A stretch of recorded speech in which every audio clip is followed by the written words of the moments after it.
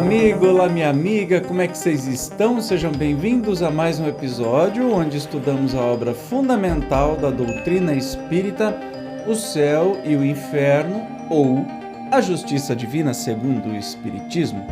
Nós vamos iniciar hoje o 6º capítulo da segunda parte, que traz o relato, de espíritos após desencarnados, trazendo um pouco da sua história e como foi essa desencarnação e como estão no mundo espiritual. Hoje, começando um capítulo novo sobre criminosos arrependidos. Dá uma olhada, nós vamos ter 5 relatos dos criminosos arrependidos. Verger, Lemaire, sei lá como é que fala, Benoit,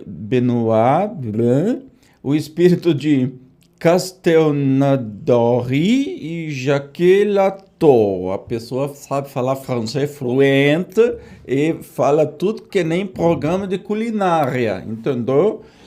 Então, perdão, que eu não sei falar mesmo. Mesmo é bom. Aí, será que a gente vai ver neste capítulo que bandido bom é bandido morto? E o bandido morto, o que eles vai achar disso? Então vamos sem demora para o nosso depoimento de hoje. Verger, que é assassino do arcebispo de Paris. Olha lá. A 3 de janeiro de 1857, Monsieur Cibour, arcebispo de Paris, ao sair da igreja de Saint-Étienne-du-Mont, foi mortalmente ferido por um jovem padre chamado Verger. Nossa Senhora! O criminoso foi condenado à morte e executado a 30 de janeiro. Até o último instante não manifestou qualquer sentimento de pesar, de arrependimento ou de sensibilidade. Evocado no mesmo dia da execução, deu as seguintes respostas. Olha só, no mesmo dia que ele foi executado, ele foi evocado. Ainda estou preso ao corpo. E aí perguntaram, então a vossa alma não está inteiramente liberta? Não, tenho medo. Não sei, esperai que torne a mim. Não estou morto, não é assim? Então, você sabe que padre, deveria acreditar na vida pós-morte, mas não é bem do jeito que eles acreditam, Então ele está dizendo assim, tenho medo, eu não sei se eu estou morto. Está morto? Não, tenho medo, não sei. Espera aí, não estou morto. É isso mesmo que eu não estou morto? A pergunta, arrependei-vos do que fizestes? Ele responde, fiz mal em matar, mas a isso fui elevado pelo meu caráter, que não podia tolerar humilhações, evocar-me-as de outra vez. E por que vos retirais? Se o visse, muito me atemorizaria, pelo receio de que me fizesse outro tanto. Então tem coisa cabeluda aí nessa história, Ele não teve o assassinato à toa, mas aí a gente já percebe que o espírito está bem perturbado. Olha, continua a pergunta, mas nada tendes a temer, uma vez que a vossa alma está separada do corpo. Renunciai a qualquer inquietação que não é razoável agora. Que quereis? Acaso sois senhor das vossas impressões? Quanto a mim, não sei aonde estou. Estou doido. Então ele estava perturbado. Esforçai-vos por ser calmo. Não posso, porque estou louco. Esperai, que vou invocar toda a minha lucidez. Se orasseis, talvez pudesseis concentrar os vossos pensamentos. Intimido-me, não me atrevo a orar. Culpa, Orai, que grande é a misericórdia de Deus. Oremos convosco. Sim, eu sempre acreditei na infinita misericórdia de Deus. Compreendeis melhor agora a vossa situação? Provavelmente que eles fizeram uma prece no meio disso. E ele responde, ela é tão extraordinária que ainda não posso apreendê-la. E aí a pergunta, difícil. Você vê a sua vítima, quer dizer, ele vê o arcebispo que ele acabou de matar? Parece-me ouvir uma voz semelhante à sua, dizendo-me, não mais te quero, será, talvez, um efeito da imaginação. Estou doido, vou-lo asseguro, pois que vejo meu corpo de um lado e a cabeça de outro, afigurando-se-me, porém, que vivo no espaço, entre a terra e o que denominais céu. Sinto como o frio de uma faca prestes a decepar-me o pescoço. Mas isso será talvez o terror da morte. Também me parece ver uma multidão de espíritos a rodear-me. Olhando-me compadecidos, falam-me, mas não os compreendo. Aí a gente entende que a sua execução foi na guilhotina, Entretanto, entre esses espíritos há talvez um cuja presença vos humilha por causa do vosso crime. Dir-vos-ei que há apenas um que me apavora, o daquele a quem matei. Lembrai-vos das vossas anteriores existências?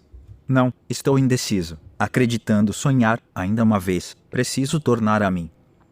Aí eles interromperam e 3 dias depois fizeram uma nova evocação e perguntam assim: você se reconhece melhor agora? Sei que não mais pertenço a esse mundo, e não o deploro. Pesa-me o que fiz, porém meu espírito está mais livre. Sei a mais que há uma série de encarnações que nos dão conhecimentos úteis, a fim de nos tornarmos tão perfeitos quanto possível a criatura humana. Então ele já entendeu que existem encarnações, não é? Então já está arrependido. Sois punido pelo crime que cometestes? Sim, lamento o que fiz e isso faz-me sofrer. Olha que interessante. Então, criminoso, arrependido. Aí vem mais uma pergunta. Qual a vossa punição pelo crime, né? Sou punido porque tenho consciência da minha falta, e para ela peço perdão a Deus. Sou punido porque reconheço a minha descrença nesse Deus, sabendo agora que não devemos abreviar os dias de vida de nossos irmãos. Sou punido pelo remorso de haver adiado o meu progresso, enveredando por caminho errado, sem ouvir o grito da própria consciência que me dizia não ser pelo assassínio que alcançaria o meu desiderato. Deixei-me dominar pela inveja e pelo orgulho. Enganei-me e arrependo-me, pois o homem deve esforçar-se sempre por dominar as más paixões, o que aliás não fiz. Qual a vossa sensação quando vos evocamos? De prazer e de temor, por isso que não sou mau. Em que consiste tal prazer e tal temor? Prazer de conversar com os homens e poder em parte reparar as minhas faltas, confessando-as, e temor, que não posso definir, um quê de vergonha por ter sido um assassino.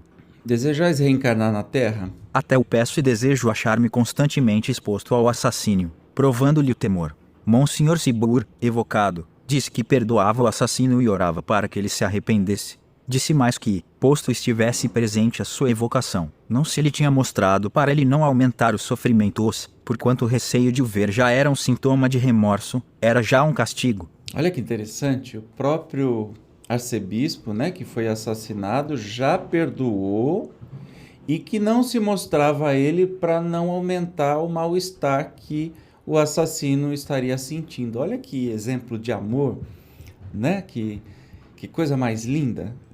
Só o Espiritismo nos traz esses relatos, né? O homem que mata sabe que ao escolher nova existência, nela se tornará assassino? Não, ele sabe que, escolhendo uma vida de luta, tem probabilidades de matar um semelhante, ignorando porém se o fará, pois está quase sempre em luta consigo mesmo. Então, o Espiritismo não é fatalista, ninguém está fadado a nada, ninguém está destinado a nada e nem se acredita em destino. Olha, está traçado, você vai nascer e você vai matar alguém porque está dentro do seu karma. Nada disso. Quem falar isso não entendeu nada da doutrina espírita. E o Kardec vem nos explicar exatamente isso. A situação de VG ao morrer é a de quase todos os que sucumbem violentamente. Não se verificando bruscamente a separação, eles ficam como aturdidos, sem saber se estão mortos ou vivos. A visão do arcebispo foi-lhe poupada por desnecessária o seu remorso, mas outros espíritos, em circunstâncias idênticas, são constantemente acossados pelo olhar das suas vítimas.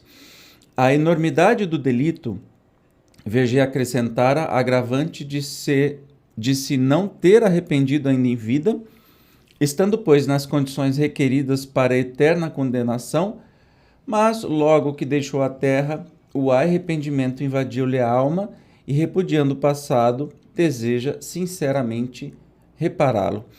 A isso não impele a demasia do sofrimento, visto como nem mesmo teve tempo para sofrer, mas é o alarme dessa consciência desprezada durante a vida que ora se lhe faz ouvir. E Kardec continua ainda. Por que não considerar valioso esse arrependimento? Por que admiti-lo dias antes como salvador do inferno, e depois não? E por que, finalmente, o Deus misericordioso para o penitente, em vida, deixaria de o ser, por questão de horas, mais tarde? fora para causar admiração a rápida mudança algumas vezes operada nas ideias de um criminoso, endurecido e impenitente até a morte, se o trespasse lhe não fosse também bastante, às vezes, para reconhecer toda a iniquidade da sua conduta. Contudo, esse resultado está longe de ser geral, o que daria em consequência ao não haver espíritos maus. O arrependimento é muita vez tardio, e daí a dilação do castigo. Lembrando que este caso é um caso, não quer dizer que todos são assim. O criminoso até o momento da sua morte não tinha se arrependido, mas depois, no mundo espiritual, se arrependeu, se envergonhava, tinha temor pelo arcebispo que ele tinha assassinado, né? E esse arcebispo o perdoou e colaborou não aparecendo, coisa que não acontece com muitas pessoas que foram assassinadas. Eles viram obsessores, até do assassino que esteja vivo ainda, quanto mais no mundo espiritual, não tem a compreensão de que não vou perdoá-lo e com isso estou amarrando a minha vida a ele, né? E esse laço, às vezes, demora muitas encarnações para ser rompido. Então, neste caso, houve um arrependimento já após o desencarne, né, desse espírito que assassinou um outro colega, né, de profissão, digamos assim. Um padre assassinou um arcebispo. Então, mas é um exemplo. Nós provavelmente vamos ver outros exemplos, mas lembrando, nesse capítulo só de criminoso arrependido, tá? Não significa que todos os criminosos, depois que morrem, se arrependem, senão não haveria espírito infeliz ou espírito, como se diz assim, espíritos maus. Continuando. A obstinação no mal, em vida, provém às vezes do orgulho, que recusa submeter-se e confessar os próprios erros, visto estar o homem sujeito à influência da matéria, que, lançando-lhe um véu sobre as percepções espirituais, o fascina e desvaira. Roto esse véu, súbita luz o aclara, e ele se encontra senhor da sua razão. A manifestação imediata de melhores sentimentos é sempre indício de um progresso moral realizado, que apenas aguarda uma circunstância favorável para se revelar, ao passo que a persistência mais ou menos longa no mal, depois da morte, é incontestavelmente a prova de atraso do espírito, no qual os instintos materiais atrofiam o germen do bem, de modo a lhe serem precisas novas provações para se corrigir. Ou seja, depende das nossas atitudes. A gente errou? Errou. Vai ter consequência? Vai. Não vai ter sangue de Jesus que lave os nossos pecados e vai ficar tudo bem, né? Vai ter consequência? Sim. É como se fosse uma criança que não faz a tarefa de casa ou que não estuda para a prova. Qual a consequência? Repetida a prova. O pai e a mãe não vai lá fazer a prova para ele. Por que Deus faria para nós? Por que Jesus nos lavaria com seu sangue e nos limparia completamente de todas as besteiras que a gente tenha feito? E essa besteira pode ter sido matado uma pessoa, né?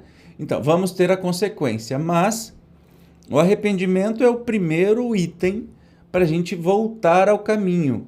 E aí depois vai vir a reparação, né?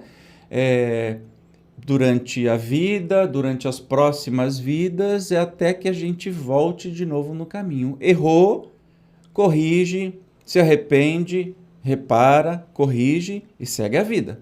É assim que funciona o universo, né? Sempre assim. No próximo episódio, nós vamos ver mais um caso, agora de Lemaire. Olha como o meu francês tá lindo, maravilhoso, francês de programa de culinária na TV aberta, tá bom? E aí a gente vai ver mais um relato de um criminoso arrependido. Como sempre, eu agradeço a sua presença e te espero. Até o próximo. Tchau.